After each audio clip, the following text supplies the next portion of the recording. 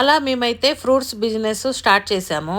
నేను ఇళ్లలో పని చేసే వాళ్ళ దగ్గర సెకండ్ హ్యాండిల్ బైక్ ఉంటే అది తీసుకున్నాము. మా వారు స్టార్టింగ్ లో ఆ బైక్ మీదే వెళ్లి ఫ్రూట్స్ అయితే తీసుకొస్తా ఉండేవారు మార్కెట్ నుంచి. రోజు రోజుకి బిజినెస్ పెరగటం వల్ల బైక్ మీద తీసుకొచ్చే ఐటమ్ అయితే సరిపోవట్లేదు. చిన్నోడితో కూడా మాకు ఇబ్బంది అయిపోతుంది. నేనేమో ఇళ్లలో పనికి వెళ్ళిపోతున్నాను, మా వారేమో చిన్నోడిని పెట్టుకొని చేసుకోవాల్సి వస్తుంది. కరెక్ట్ గా కస్టమర్స్ వచ్చినప్పుడు ఏడుస్తా ఉంటాడు. ఇటు మా వారు బాబును చూసుకోవాలి, అటు వచ్చే కస్టమర్స్ ని చూసుకోవాలి, ఇబ్బంది అవుతుందని నేనైతే ఇళ్లలో పని మానేసి ఇద్దరం కలిసి ఫ్రూట్స్ బిజినెస్ చేస్తున్నాము. చిన్నోడిని తీసుకొని తెల్లవారుజామున 3 గంటలకి 3:30కి అట్లా వెళ్లే వాళ్ళం మార్కెట్ కి. ఇప్పుడంటే తిరుపతమ్మ దుర్గారావు ఉన్నారు, అప్పుడు ఎవరూ లేరు. నేను మా వారే చేసుకునే వాళ్ళం పనంతా. మేము ఇంటి దగ్గర నుంచి బైక్ మీద వెళ్లే వాళ్ళం, వచ్చేటప్పుడు ఆటోలో తీసుకొని వచ్చే వాళ్ళం ఐటమ్ అంతా. మార్కెట్ నుంచి ఐటమ్ తీసుకురాగానే కస్టమర్స్ అయితే వస్తానే ఉండేవారు. మీకోసం ఎదురు చూస్తున్నాము అనేవారు. కస్టమర్స్ ఆ మాట ఎందుకు అంటారంటే మేము ఏ రోజుకు ఆ రోజు ఫ్రెష్ గా తీసుకొచ్చి సేల్ చేస్తాము, అందుకని ఆ మాట అంటారు. కొంతమంది కస్టమర్స్ అయితే బాబును పెట్టుకొని మీరు ఇంత కష్టపడుతున్నారమ్మా అని జాలి పడేవారు. ఇంకా బిజినెస్ అయితే బాగా జరుగుతుంది. మాకంటే వెనక పెట్టిన వాళ్ళైతే మమ్మల్ని చూసి ఏంటి వీళ్ళకి ఇంత బాగా అవుతుంది బిజినెస్,